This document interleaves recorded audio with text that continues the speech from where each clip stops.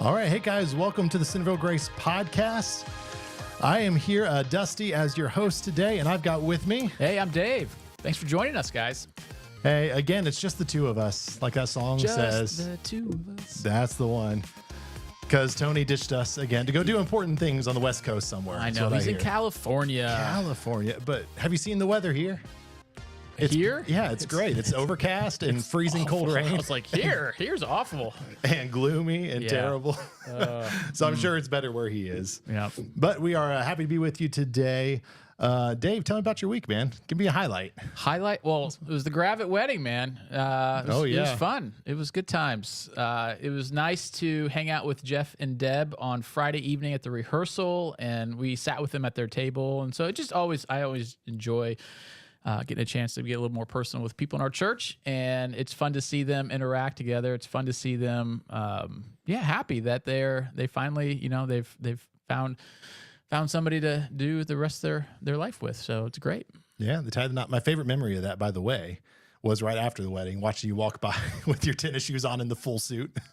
It's like immediately after you were done, like I'm done with the dress shoes. No, my left foot was hurting. I don't know why. My shoe was just, I don't know, it was pinching some. It was not good. So I'm like, I got to get out of these shoes. So listen, I did. The older I get, the more important foot comfort becomes. That's right. I'm like, throw it out there. Who cares? I'm in a suit and tie. That's good enough. Yeah. Looks great. From the ankles up, man. It was sharp. I know. Just don't look down. Right? It was pretty funny. Yeah. Oh, shoot. Yeah. What about you? Oh, man. Listen, we talked about some car drama last week, so I ended my car drama by trading in that car and being done with it. Did you really? I did. But I went, this first time in my life, I went full electric. So I'm on the electric side now. What'd you get? Just a truck, like an electric truck. Oh, okay. So we're going to see how it works out. Yeah. All right. So far, like I live in Beaver Creek, right? So I drive a good distance here to the church every day, back and forth. So in my mind, it's probably just time to get off of the fossil fuels and save my wallet a little bit of money. So I thought that was somebody else's electric truck. That's yours. It is. Okay. Tragic story, but it at least had an okay ending. And if your car is going to kind of break on you, or you need to do something with it, then November, December is the time for that to happen. It's true. It's a good time to buy a car. So we'll see how it goes, man. But other than that, we've had renovation stuff happening all over the church still this week. So I'm hoping by the time everybody comes in to see us this weekend, it should look nice and Christmassy, and the lobby will be redecorated a bit, and we'll have some new things going on in there. So aside from that, I'm going to leave it a surprise. It's like Christmas. Yeah, it is like Christmas. Yeah. Except you have to take the gifts out and do all the work to put them together. That's true. That's true. Well, maybe it is just like Christmas if you have kids. Shout out to Adam Monroe, who's making a giant mess in our lobby right now. He putting all it together. I love it. He is drilling, and there's sawdust, and we'll put out one of those little signs for anybody that comes to the church on Wednesday night when we're recording this that just says, pardon our mess. Yeah. But we're making things better. It's great. Great. Yeah. So, Dave, if you want to, why don't we get into the scripture passage this week? This is another heavy topic from Luke 21. Mm-hmm. This is Luke 21, starting in verse 5. We're going to work our way all the way down to, 36? Mm-hmm. So here's what it says. Some of the disciples were remarking about how the temple was adorned with beautiful stones and with gifts dedicated to God. But Jesus said, as for what you see here, the time will come when not one stone will be left on another. Every one of them will be thrown down. Teacher, they asked, when will these things happen? And what will be the sign of that they are about to take place? He replied, watch out that you are not deceived, for many will come in my name, claiming I am he, and the time is near. Do not follow them. When you hear of wars and revolutions, do not be frightened. These things must happen first, but the end will not come right away. Then he said to them, nation will rise against nation, kingdom against kingdom. There will be great earthquakes, famines, pestilence in various places, and fearful events and great signs from heaven. But before all this, they will lay hands on you and persecute you. They will deliver you to synagogues and prisons, and you will be brought before kings and governors, and all on account of my name. This will result in your being witnesses to them. But make up your mind not to worry beforehand how you will defend yourselves. For I will give you words and wisdom that none of your adversaries will be able to resist or contradict. You will be betrayed even by parents, brothers, relatives, and friends, and they will put some of you to death. All men will hate you because of me, but not a hair of your head will perish. By standing firm, you will gain life. When you see Jerusalem being surrounded by armies, you will know that its desolation is near. Then let those who are in Judea flee to the mountains. Let those in the city get out, and let those in the country not enter the city. For this is the time of punishment and fulfillment of all that has been written.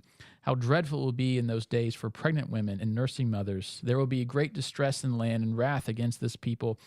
They will fall by the sword and will be taken as prisoners to all the nations. Jerusalem will be trampled on by the Gentiles until the time of the Gentiles are fulfilled. There will be signs in the sun, moon, and stars. On the earth, nation will be in anguish and perplexity at the roaring and tossing of the sea. Men will faint from terror, apprehensive of what is coming on the world, for the heavenly bodies will be shaken. At that time, they will see the Son of Man coming in a cloud with power and great glory.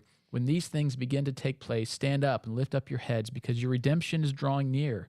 He told them this parable: look at the fig tree and all the trees. When they sprout leaves, you can see for yourselves and know that summer is near. Even so, when you see these things happen, you know that the kingdom of God is near. I tell you the truth, this generation will not pass away until all these things have happened. Heaven and earth will pass away, but my words will never pass away. Be careful of your hearts will be weighed down with dissipation, drunkenness, and the anxieties of life. And that day will close on you unexpectedly like a trap. For it will come upon all those who live on the face of the whole earth. Be always on the watch and pray that you may be able to escape all that is about to happen, and that you may be able to stand before the Son of Man. Ooh. Mm-hmm. This is the word of the Lord, and it is cheerful today. And it is like outside, gloomy. Yeah. Yeah. Although the sun just started piercing through. Yeah, that's right. That's right. All right, so here's where I want to go with this. That's a hefty passage of prophecy, and when we're reading a passage like this, how much of this is for the audience that Jesus is directly speaking to, and how much can we take for, warnings to future generations who are reading these words today like we are? That's a great question. It really depends on the text, right? But right here, I would say, 75% maybe towards the temple, and for the original hearers, 25% maybe for the rest of us. Yeah. Yeah. I don't know. I mean, that's a... Yeah. So this is an interesting conversation, because I struggle with this when we're reading passages that Jesus is talking about prophecy that's being foreshadowed, but it's also referencing, the fulfillment of Old Testament prophecy. That there's passages in Isaiah that mention some of the stuff Jesus talks about here, and then if you go forward all the way to Revelation, you've also got some parallels there. Sure. So if somebody's just opening up Scripture and trying to read it, how do you as a pastor begin to discern where that line is drawn? So how much is for us? How much is for others? How much? Well, so let me edit my 75-25 thing, right? Okay. It can be all for us in a way. I don't want to dismiss. I think we can learn some things from what Jesus is telling his disciples to do in the time that for the destruction of the temple and leading up to that. So I think we can learn from it. It's not maybe as applicable or one-on-one, but there's still some things to take away. So it could be all 100%. I'm just hearing another voice in my head or an email this week. So, yeah. But how do I break it down, or how? Yeah, I guess how do you determine how much? What can we pull from this today? And if this is really written towards his immediate audience, how do we pull what's important for us to remember today from a passage like this? Because I will agree, if somebody says, hey, every part of Scripture is useful for us today, or else it wouldn't be in there, right? Sure. But this is clearly a conversation Jesus was having with his immediate audience. Absolutely. Talking about the future destruction of the temple, which, I think historically, right, we would classify that as 70 AD. Yep. And that wasn't the first time that Jerusalem was destroyed. It was destroyed many times before that. So I don't know, man. What do you do with the passage? How do you even start to figure that out? Yeah, well, you want to understand, first of all, the context of what you're reading, and understand. This is where understanding some history is helpful, of knowing what has already happened and what hasn't already happened. But if you're just reading this, I think point blank for the first time, I think he's given some cues to them personally as far as what they're going to have to face. And again, we can learn from that in some regard, to some degree. But then he kind of points out to a broader, he kind of pulls out, from a micro to a macro. And I think that's where we go, oh, that's for us too. Whenever he pulls out to a more global, that would be oh, that's for generations and for us. Yeah. Yeah. Which is always interesting to think about, that Jesus, when he spoke, Like, obviously, Jesus being God, being the Son of Man, this is going to go real nerdy for a second. Let's do it. Like, Jesus was obviously aware that the words he was speaking in that moment would be transcribed at some point in the future, and that would become the written word of God. I would imagine he would know. Yeah, he would know some of that. Yeah. So I don't know, that's just geeky thought. Yeah. Like, so I was researching this passage a little bit just because it's such a hard one to understand. Even coming out of the message, it's like, I want to dig a little bit more into how much of this is prophetic, how much of this is for that audience. Right. And I don't know if you ever heard this term. This is a first for me. I came to this term called the principle of double reference. Well, yeah, it's like it can work here and it can work here. Yeah. So like when you're looking at prophecy, hey, this was written for this audience, right? But it also is telling the greater story of what is to come for an audience that is not around right now. Yeah, the double meaning of something. Yeah, like a double. Yeah. Yep. Absolutely. Yeah. I think that's important to recognize that when you are listening or reading this, that Jesus is saying something in the moment, and it's to them, but also can we take what they're going through, like the local judgment and what he says to do with the local judgment of Jerusalem, and then apply it to more of the judgment that's coming, right? So it's a both and when you look at it that way. Yeah. Because there's a lot of, like I said at the end of my sermon, there's some similarities between the local and global judgments. And I think we need to be ready, right? And here's how to be ready with the Jerusalem, and then what can we learn from that for the global? So yeah, that's good. So let me ask you a question. This is the question that always annoys you on Sunday morning when I ask it, but I still like to ask it. Right? I'm trying to think what that question is. I don't know. It's, hey, what is the one or two sentence takeaway from a passage like this? Yeah. That if somebody's reading this whole thing, it's like, I don't understand what any of this means. I don't understand how this applies to my life or to prophetic events or to the future. But what's the Dave translation of just a 1 to 2 sentence takeaway that you would pull from a passage like this? Oh man. See, that's why you hate the question. I know. Because there's so much. It's like, it's hard to boil things down, condense it to such a one statement so right, maybe a few. You can have a few of them. So I think I ended with more. I think the focus was on watch yourself, be careful. Like at the end of the day, like, listen, you can't control the events that are coming, but you can control what you do and how you respond to them and how you prepare for them in advance. So I think watch yourself. So should we be fearful? Fearful, no. And I think Jesus, I don't know if he does in Luke. He certainly does, I think, in Matthew. Like he says, don't be alarmed by this. I'm not telling you this to alarm you. Actually, he says, don't be frightened, right? When you hear of wars, do not be frightened.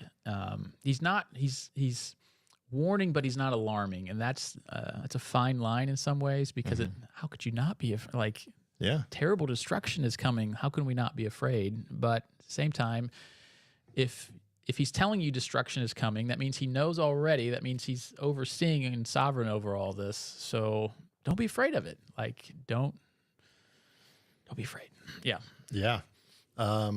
How much should we pay attention to things that are happening around us and try to apply those to our eschatology? Well, that's two questions, right? How much should we be paying attention to the world? I'm a big fan of watching the news and being informed and understanding the world events, and I think that's always wise to do to a degree. I think we can always go overboard with anything, but watching the news, but trying to, again, take this piece of information and apply it to a puzzle piece in our minds is how is this all going to fit into the end of the world?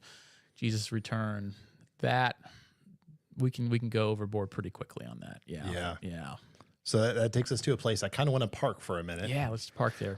So, there's two packets we can put this information. I think we can put it in the knowledge banks. Like, hey, we can study prophecy. We can try to understand when things are happening.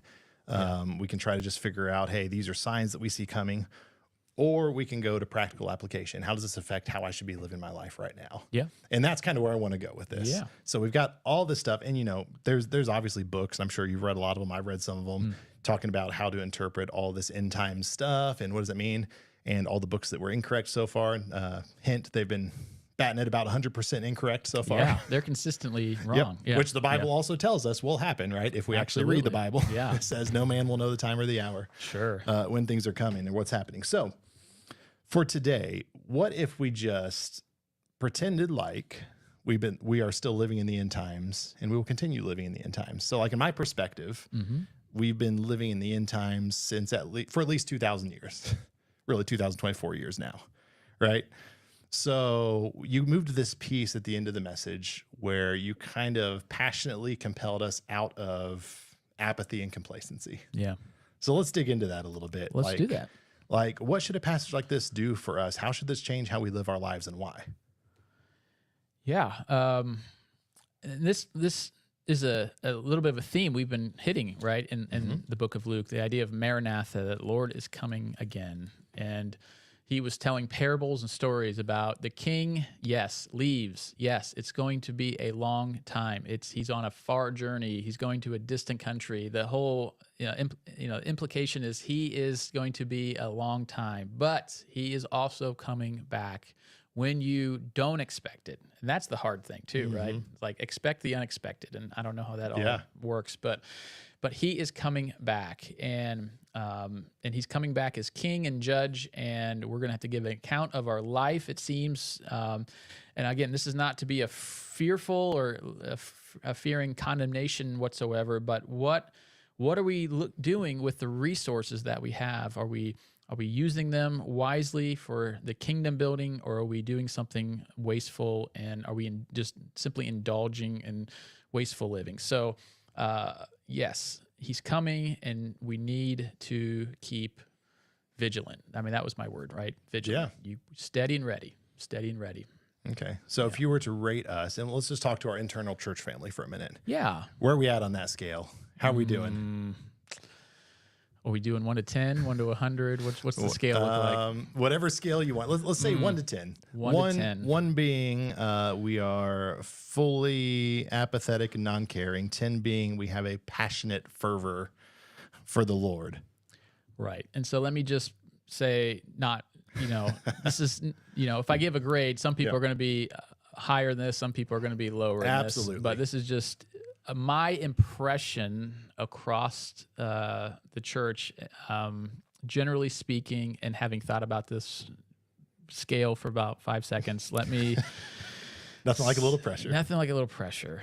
Listen, I would say compared, I guess I'm comparing it to what we have been in the past. And it's probably not great to do, but this is just what I know.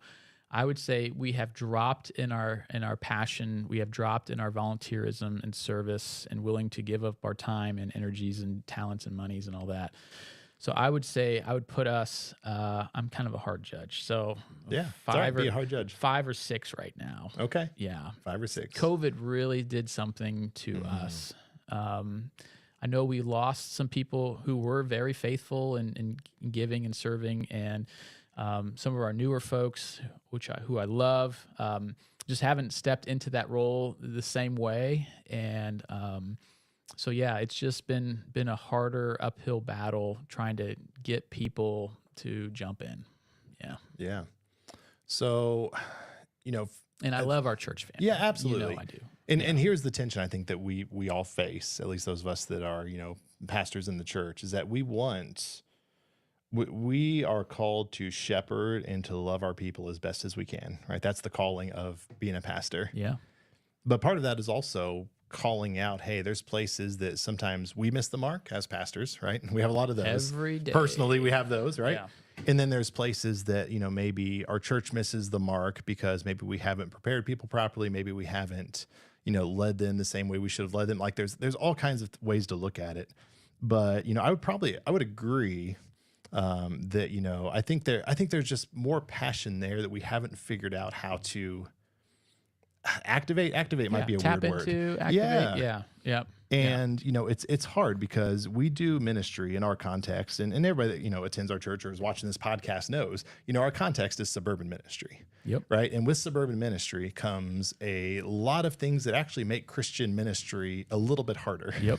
So, number one, it's, we're in a fairly affluent area. That makes ministry hard for a couple of reasons. Because number one, because, when you have everything you need and you are highly educated and highly motivated, and you've probably got, not everybody, but you've probably got a pretty decent job. I know a lot of our people, work at very high levels. then, you don't tend to rely on God, or at least you don't have to in the same way that if you're absolutely desperate for God, like, hey, if I don't know where my next meal's coming from, then I'm going to rely on God in a very different way than if I'm in full control of my finances and my stock portfolio and Yeah. all that stuff. And I think to some degree that plays against the passion for God because we supply a lot of our own needs. Because we can say the Lord's blessed us, right? Sure. We're blessed that we can supply all those needs. But at the same time, sometimes that plays against our passion for God. Because, and I think I've said it before on here, one of my favorite places to lead worship is in recovery ministries. Right. Because in recovery ministries, everybody knows how down in the dumps they've been at some point in time. And it's not related to their financial wealth. It's not related to their status in life. It's just related to they know how deep they can dive. Yeah. And when you found the depths of yourself, that's where you find God. Yeah. Yeah. And I would even throw that back on, I'll just take it personally as far as like, as a pastor who's pastoring a kind of more affluent suburban church, I have not had to be on my knees begging for God to, help supply the funds to do ministry here because it's been pretty steady over the course of my, 17 years here. So, Yeah. So that's also the reality too. Like I lose sight of my dependence and need on God, and like, hey, if we're really going to reach Centerville, God, I need you. We need you. We need you. So yeah, I think that works both ways. But that's one, right? Yeah, I think people are just so with options today. We're just competing against so much more on, not just on a Sunday morning, but that's a huge thing. But every night of the week, and most of people's times, we're just competing with. And so, time is money, time is opportunity, time is like where are you going to spend your time? And there's just a lot of competition out there, and so we have to figure out really which trumpets to blow, as far as, hey, we really think this is going to be value add to your time. Like, and we really have to kind of begin to think, okay, if people will only give 2 to 3 hours a week towards church stuff, faith stuff, what's that best 2 or 3 for them? Not necessarily for the church, but but for them. And so that's something that we have to keep, wrestling with. Yeah, and I think we have a lot of these conversations right behind closed doors, and I think it's important for the church to know too. Is just how do we make sure that the value is there? That hey, we know what we compete against. We know what, for the love of goodness, we know what kids' sports schedules look like, right? Yeah. And now I can get started on that, and I don't have kids in sports, so it's really easy for me to put it in a different category than parents that are actively involved in it. So like parents, I fully hear you on that. But I think that sports is quickly becoming one of the greatest idols in our society. I really do, at least with our kids. Sure. Right? Because, we put whatever we give our time to is what we place value in. Sure. And, man, I do always want to ask an honest question, which is, hey, when our coaches pass out those sports schedules and we see the amount of hours on there, are we willing to do the same thing when it comes to the things of God? And that's a tough question, right? And again, I say that without any kids in sports right now. My 2 kids played recreational basketball, and that was enough for me, to be honest with you. Sure. And that was nothing, right? That was nothing compared to what it is now for a lot of kids. But, I mean, I don't know, maybe like people's time commitments. What do we do with that? Yeah, this is something I wrestle with a lot because I'm in it right now. We got 4 boys, and they're in sports, but they like do Y stuff. So it's only, Saturday morning and a Wednesday evening or something. So it's not a lot. But it could get more, and so I'm like, oh, okay. And you want them to enjoy that activity and and grow in that, and along with other, not just sports, but whatever hobbies and interests. So what do we do with that, with people's time? I think we have to be honest and realize our culture has changed. Our culture impacts how we think and live, and it's just the reality of things. We're more like our culture than we care to admit at times, and that is what it is. So we have to, I think, again. Sorry, I'm getting a phone call here. We have to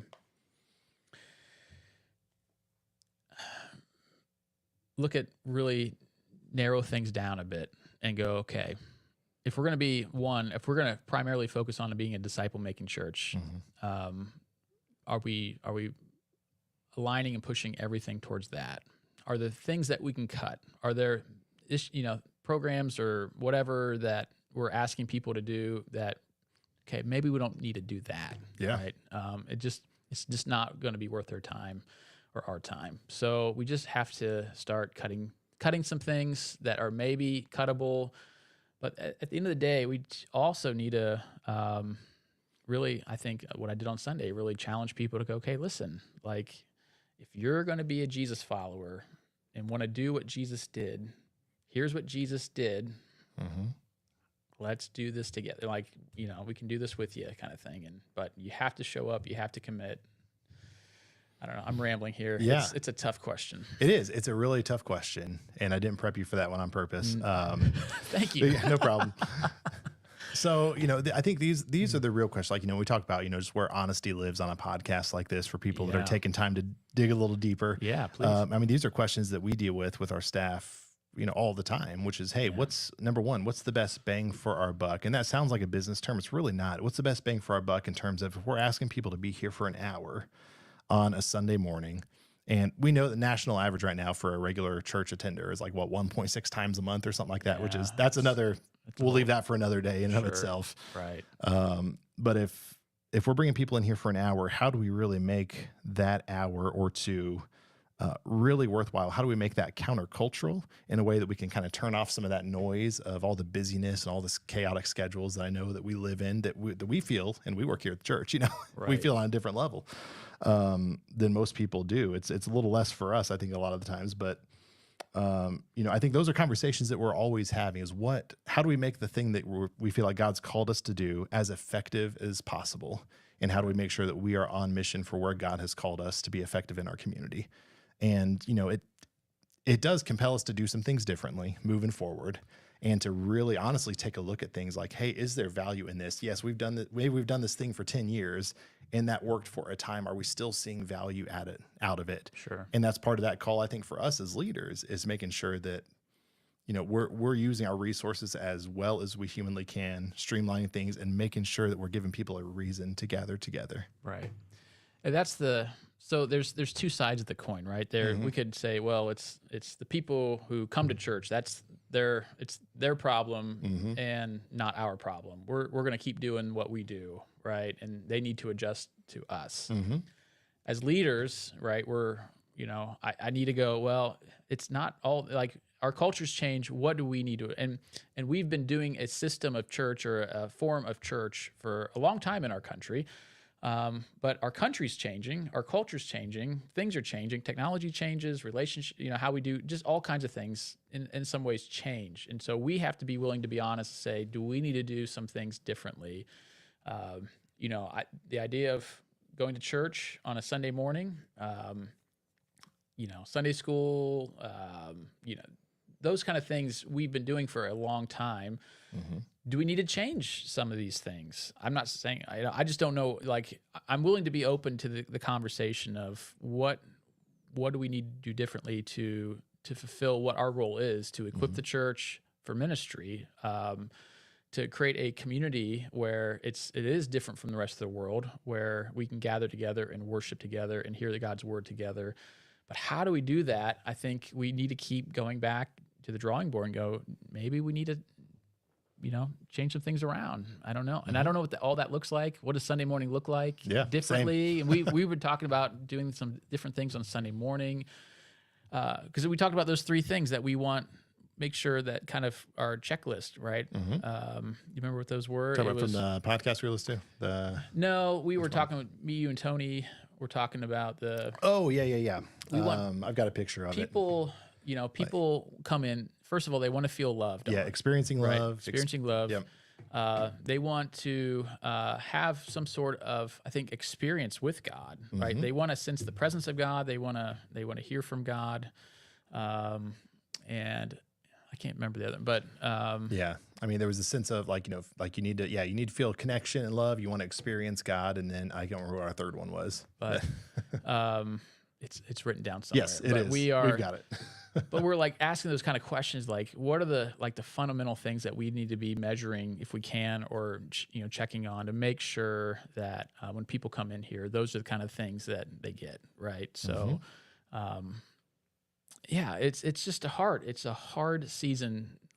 Like all the podcasts we're listening to, it's just a hard season right now for church leaders in the church, and trying to navigate the post-COVID tiredness and just. Yeah, and for anybody that doesn't know, like some of the trends that we see across the United States are we see a decline in church attendance. Yep. We see a decline in regularity of church attendance. Yep. That's constantly going down. Obviously, I think we see a decline in giving. I will say it's interesting to me because there are still churches that find ways to grow. Yep. But not necessarily in the same ways that I think God is calling us to. So like, for instance, I think that there are a number of, maybe we call them, kind of high production value evangelistic churches that are geared towards people without a lot of faith background. I think there is still a lot of growth to be seen in those. And I think that's a movement that we're still seeing impact in. Sure. But at the same time, there's this other movement that's kind of been forming for a little while. And this goes more like, into some of this John Mark Comer stuff and into this, maybe we'll call it anti-culture church, where it's less about the program church and it's more about how do we carve out spaces that feel so different than what we get in our everyday life, as opposed to doing the same things but trying to do them better. Right? Those are two different routes that we can go when it comes to how people approach God when we gather together. And one of these builds a lot of community. I think one of these builds a lot of excitement. Right. So I don't know. I think there's so many interesting conversations that we'll be having in the next couple years, and I just mean church leaders across the board, of figuring out where is the role of the gathered church still post-COVID, and how do we create community that people are fully engaged in? Yep. And just the notion of community has changed too. People want community, but they don't really want like community of old, I think, in some ways. So it's just interesting. So all that to say, we are continually having conversations on how to still be effective in the 21st century world, to equip our people for disciple making, to pass the baton on to the next generation. And I think that's one of the points here of like our kids and our teens, our students, that is something that we need to heavily focus on, I think, moving forward. And so we got work to do, right? And, we do. And that ministry is changing too, right? Because again, there's competition for kids like across the board, not just sports, but technology and attention span and just even discipline, sitting down in a classroom. It's just all changing. So it makes our jobs. It's fun. It's fun. I like a good challenge. If you guys know me, man. I like a good challenge. So well, listen, we're in it. Game on. Let's figure this out, because we got to figure it out. It's worth figuring out. Yeah, and all that, to wrap it all back to the text, to close it out. Like it's because it's important, because like we have to live on fire for God. That's the warning Jesus gives here. It's like that is what it means to be ready, right? To be ready to do exactly the mission that God is partnering with us and calling us to do. Right. Just me personally, that warning of like letting your heart grow cold, or it's so easy to do. And I see so many older people. I'm not pointing people to our church by any means, but just older people in general. It's easy. To become like a grumpy old man. I don't want to become a grumpy old man. I was a grumpy old man like 10 years ago. I know. And I'm like, I'm fighting that. I want to be more gentle and more kind and more generous every single year of my life. Yeah. And it's just a challenge. It's an uphill battle. And so I'm cognizant of that. And I imagine if I'm living in the scriptures every day in that church and with church people, how much harder it is for others who don't have that kind of, blessing that I have as far as being around all the time. So man, that's a good word. All right, so final thoughts. We didn't get into timelines, which is great. Oh, we didn't. Final thoughts. Hold your eschatology, which is just the study of last things. Hold it very loosely. Be ready. Work on getting ready. What does getting ready look like? If Jesus was coming and you're called to be ready, what does ready look like for you? So be wrestling with that question. And when you watch the news, don't be afraid. fear not. Fear not. Don't. I know it's so hard. Beth and I were having a conversation last night. I was updating her on the whole Russia stuff. Oh, and, yeah. I was like, oh, maybe I shouldn't have said something. Because, it's just a lot of fear. A lot of fear. It is. And I can be afraid too. And I just sometimes just need to turn it off. So listen, and it drives ratings. It does. It absolutely does. So yeah, that's good. My final words, I would just encourage people to constantly evaluate the same way I'm doing for myself, constantly reevaluate what it is that you hold on tightly to and what you're willing to let go of for the sake of the mission. So, for me, if that means switching modes of things that I love, like great, it's all God's in the first place. All right, Lord, don't let my own thoughts of how things should be get in the way of what you desire to do in my life. Yeah. Yeah. And that's hard. That's hard for sure. But that's the prayer for sure. Yeah. Well, guys, thank you for joining us today. This has been an interesting conversation. I didn't even know it was going to go the direction that we kind of took it in, but I love that. It's always new. It's always good. It is always, yes, it is. So, hey, the best compliment you can give us is to like or subscribe. Make sure you follow us in all the places. You can find us on YouTube. You can find us on Facebook. You can find us on Podbean to subscribe to the podcast or any other place you get your podcast content. So join us next week. We may have the whole crew back. We'll see. Fingers crossed. Yeah. And have a great rest of the week. We'll see you next time. Bye-bye. See ya.